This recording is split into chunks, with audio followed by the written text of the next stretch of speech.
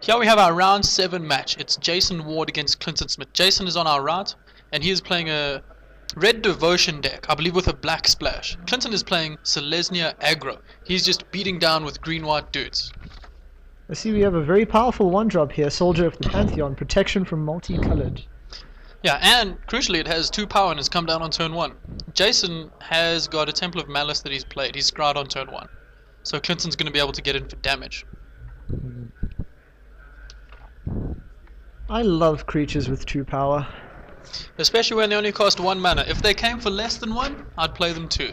When they have protection from multicolored, even better. Now Jason has played Eidolon of the Great Revel here. Protection from multicolored doesn't matter. This means that every time he casts a spell with converted mana cost less than 3, 3 or less. 3 or less, that Clinton is going to be taking 2 damage. Yeah. It's a double-edged sword though. Jason also takes damage when he casts cheap spells. Like that one, Burning Tree Emissary. Notice that Clinton chose not to attack his Soldier of the Pantheon into Eidolon of the Great Revel. But do remember that he Jason gained has a 1 follow-up life. of Nykthos. So he's able to immediately make 4 mana to play Perforos, God of the Forge. And Jason's attacking into the Soldier of the Pantheon. I do believe that... Will Clinton choose to trade now? Did Clinton not gain 1 life from playing a multicolored spell? Or I'm from not sure he remembered Jason? to add it though. Because he could have gained 1 life off of the Burning Tree Emissary, but only if he remembered the trigger. Looks like he didn't. He's got something for 3 mana. He has a Boon Satyr at the end of Jason's turn.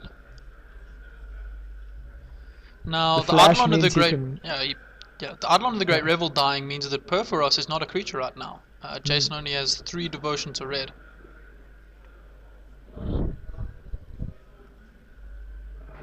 Clinton plays his Temple Garden tapped. Well, 3 mana is a lot to work with in green-white. He's just passed the turn back. He's not going to trade his Boon Satyr for that Burning Tree Emissary.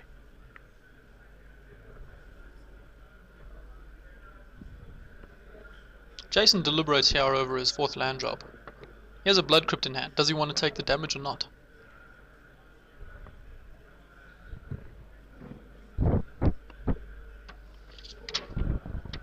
Yeah, he's shocking himself to get his 4th land in untapped. You can see a Dreadbore in his hand, which he will no longer be pinged for, but he ultimate prices the Boon Satyr. And he's following with another Eidolon of the Great Revel. Which turns on Perforos for combat. It also does burn him for 2 damage as soon as he casts. Well, yeah. No, it turns on Perforos. And it's going Perforos' to ping. ability. Yeah. Once again, both players are going to start getting pinged. Yeah, it triggers for 2 damage on ETB. So, Clint, I believe, is all the way down to 10 life with that swing.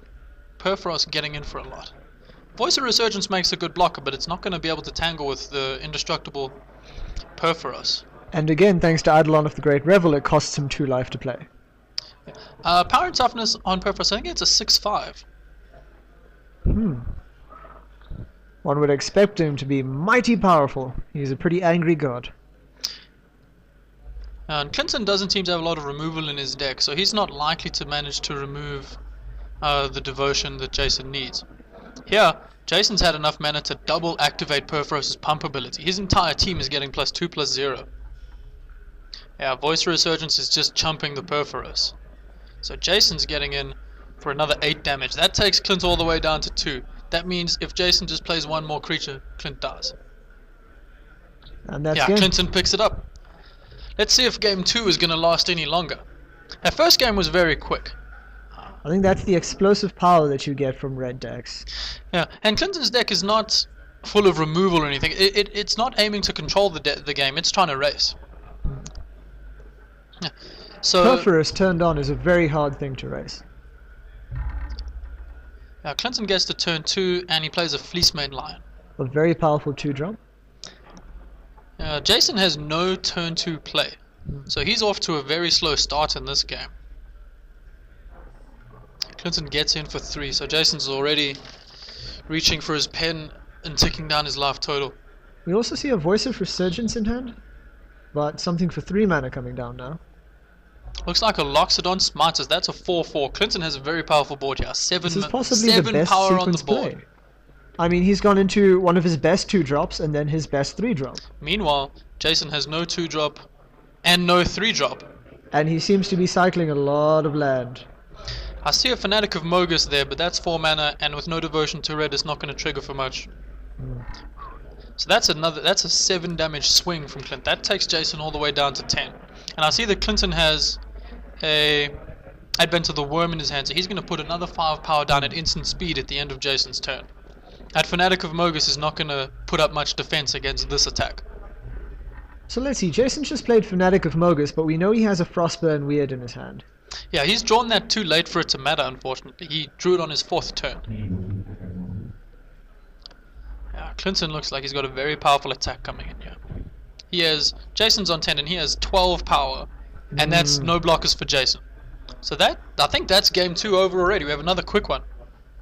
Let's hope they actually give us something to talk about in game 3 instead of these 4-turn games they're playing so far. 4 turns? Doesn't even feel like that. When somebody draws and passes. So game 3.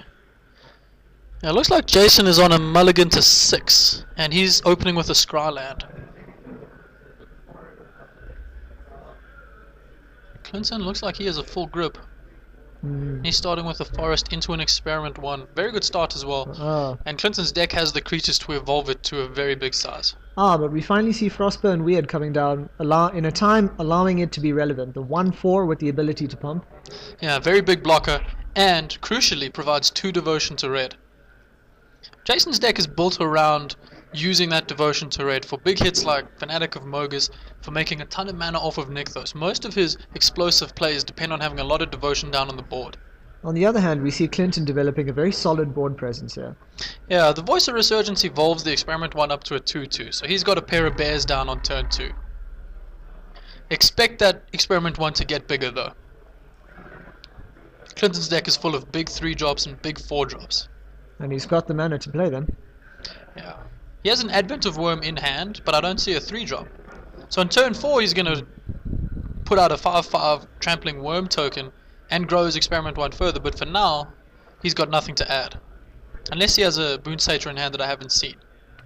Well, we see Jason leading off with another Scryland and a Hammer of Perforus. Hammer of Perforus. So now, from here on in, Jason's creatures will come in with haste, and he has 6 devotion to red down now. Clinton's looking at a very land-heavy hand there for this kind of deck. We can see that he's thinking very carefully about how to sequence his plays. Yeah, he'll know that the Advent of the Worm can evolve Experiment 1, but he'll be thinking about whether or not it's worth giving up the surprise factor to just make a 3/3 that, frankly, can't even do anything in combat here. Clinton decides to send both of his creatures in. It's a bit of a gamble. If Jason gang blocks the Experiment 1, Clinton has to evolve it, or it dies in combat. Luckily, Jason has no mana to pump those Frostburn Weirds. Yeah, this is true. So if Clint is able to evolve it, then Jason has no way of killing that Experiment 1 in combat. He could take the safe play and just block both of them. But, crucially, a Selesnya Charm would still let either of those attackers kill a Frostburn Weird. And it seems that Jason is respecting the possibility of Selesnya Charm here and just letting Clinton get in for the 4 damage. We see a Nykthos in play. Big devotion play coming down. Oh, what? Stormbreath Dragon. Stormbreath Dragon, and he's still got mana left over to activate Hammer of Perforus. So he's just added a 3/3 Golem with haste and a 4/4 Dragon. There is a powerful play. It is time for the last round. Yeah, so that's Clinton down to 16. I believe Jason's also on 16 after that last swing. But now Clinton's able to add that 5/5 Worm token to his board. Although I don't think it can quite catch up to a flyer. There's a missed trigger there. Clinton hasn't evolved his Experiment 1 from the Worm token coming into the battlefield. And that might matter in this game. 3/3 is a lot bigger than 2/2 when there's a pair of 1/4s on the other side. And unfortunately, now that that trigger's been missed, it's not going to be able to be redone. Yeah, and Jason looks in a pretty good position here. He can make a new golem off of that hammer every turn. He's got an abundance of mana from that Nykthos. Assuming that there's no board wipe coming, all he needs are 2 lands to activate Nykthos, so we see at least 1 more golem. Yeah, Selesnya aggro decks are not known for packing a lot of board wipe, so Jason probably isn't concerned about that. He will be taking damage from this Worm token in the meantime, though. Unless he chooses to gang block it with everything on his board. But then once again he risks getting blown out by a Selesnya charm. He played around the Selesnya charm last turn. Is he going to respect it this turn again? He's actually just putting in... Yeah, he's just putting in a chump blocker from the Golem token. So he wants to keep his devotion up. That's why he's retaining his Frostbone Weirds. It's also better that the Golem takes the hit than his life points, but He still takes 2 trample damage. But he's oh, just yes, saved himself that one 3 has life. trample. But he's able to monstrous his Stormbreath Dragon using that Nykthos. So it now becomes a 7/7 flyer, and Clinton takes some damage from that as well. Equal to the number of cards in his hand. Not sure how many cards he has in his hand right now, and we can't see the life pads. But I think he took 3, Yeah. and I think he might be down as low as 6 life at this point. Which means that that flyer is potentially lethal on the next turn. Looking at Clinton's list, he doesn't have a lot of answers to this. He might have an Oblivion Ring. Well, not Oblivion Ring, the new O-Ring, Banishing Light. Other than that, he's not got a lot of chance to get rid of that Stormbreath Dragon. Actually, Stormbreath Dragon has protection from white, so and there are game. no... Yeah, that is the game. Another quick game from these two. 3 mana confluence. Clinton throws down his hand in disgust to show Jason the extra 4 lands he had. And to think that he took 4 damage for those from the Stormbreath Dragon. Not worth it, man. Not worth it. Don't you wish you just mulliganed? Yeah, so a bit unlucky for Clinton there, getting badly mana flooded. While Jason curved out with his Nykthos and produced some explosive plays to make it another quick game. These two players were both at a score of 4-2. So they both go to 5-2. Well, no, Jason goes to 5-2, while Clinton is out of the running for the top 8 at a score of 4-3. It remains to be seen if Jason will actually get in. 5-2 might be quite dicey here. We'll have to see when we have players ID.